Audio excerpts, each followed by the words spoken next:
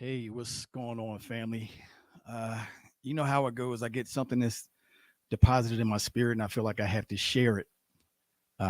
So I'm doing my best to be obedient.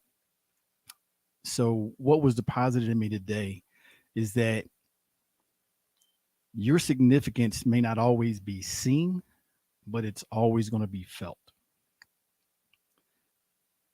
And I think a lot of us get tripped up with that. I think a lot of us fall into the traps of comparison. And what we wind up doing is we begin to compare ourselves, our journey, our perceived abilities with people that are either in our circle or people that we admire. And consequently, we put ourselves in a place where we don't feel like we measure up. But a lot of us understand that that's just a ploy and a trap of the enemy. He wants us to think less of ourselves. He wants us to think that we are not fearfully and wonderfully made. He wants us to not understand the authority that we have as we operate in our gifts and in our purpose. So what winds up happening is, like I said, we find somebody that we think is the pinnacle of what we want to be, and then we begin to try to become a carbon copy of that person, or we compare where they are to where we are. We compare what they have to what we have. We compare what they're able to do to what we can do, and we may become discouraged. But I'm here to share with you that that's not the way it's supposed to be. Ephesians tells us something very different. Ephesians 10 says that for we are his workmanship, created in Christ Jesus for good works, which God prepared beforehand that we should walk in them. Good works prepared beforehand and walking in them. Those are the things that separate us from every other person that walks the face of this earth. I don't care if you have a twin. I don't care if you grew up with somebody and you guys do everything together. There is still a difference in your gifting and their gifting. There's still going to be a difference in what you were called to do and what they were called to do, because God ordained all of this prior to you being born. And when we do ourselves at the service of comparing and comparison, what we're doing is in essence saying, God, yeah, you made a mistake. I see what's going on down here. That's not really what I'm supposed to be doing. I should be doing more like what this person is doing. I should be able to have what this person has, or I should be able to do, because what you're doing is you're basing that on what you're seeing. What's going on? Cuz I see you. I appreciate you.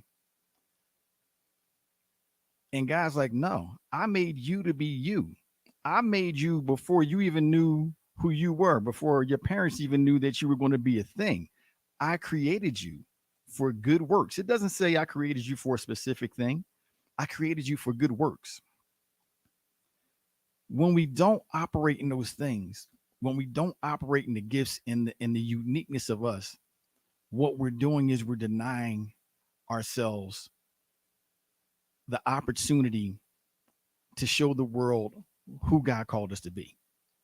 We're denying the world, or we're denying the assignments that we were given, because now we're so busy trying to be somebody else that we're not even functioning in what we're supposed to be doing.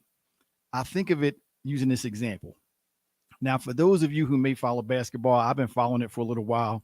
There was a player called Spud Webb, and Spud Webb was like 5, I don't know, 7, something like that, right? He was 5 something. He was 5 and little enough that he wasn't even supposed to be, playing in the NBA. And Spud Webb could dunk. Now, just because Spud Webb could dunk does not mean that Spud Webb could play center.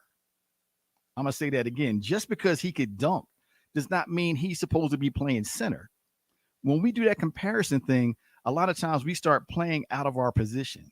We start moving out of the lane that God chose for us and start trying to figure out why we're having so much difficulty and so much struggle in his journey now, because you're on the wrong road. It's as simple as that. You're on the wrong road. Hey, Kirsten, I see you. So the fact that we were made to be so unique, the fact that we were all called to do things as individuals, is what keeps us in that place where we don't find ourselves having to deal with those struggles of comparison.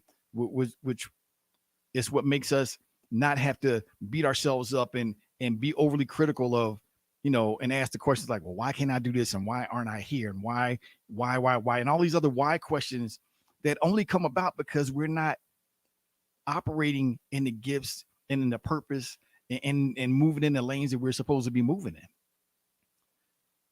It took me almost a lifetime to understand that the things that I have and the things that I do are unique to me, and they're unique gifts to me, right? I serve on a pastoral staff, and the two other pastors on the staff will blow the walls down in their prayers, right? I mean, they get up there and they project so well and they speak so powerfully. And guess what? That ain't me. And it took me a long time to understand that that wasn't me, and that's not what I was called to do. My church family affectionately calls me Minister Cool C, because the way I'm talking to you now is the way I give my sermons. You ain't gonna hear me hooping and hollering, and I listen, unless the Spirit jumps in me and does something unique, this is what you're gonna get, right? And it took me a minute to understand that, but I also had to realize that I was designed like this because I was called to serve a specific audience, right? There may be people who want the hooping and hollering and want the powerful, projection of a pastor. That's what they come to expect. But there's going to be other people that will receive the message better in the way that I deliver it, right? So it took me a minute to understand that that was my unique call, and to stop comparing myself and stop feeling less than because I wasn't at the same level or moving the same way that the other pastors were doing, right? So I want to reiterate this message. The significance in you may not always be seen, but it's always going to be felt. There's going to be people that feel a specific way when you step into a room, when you engage with them, and they may not be able to articulate it. They may not even understand what's happening. They may not even immediately notice it. But here's one thing I guarantee. I guarantee that when your presence is gone, they'll feel that. Never underestimate who God called you to be.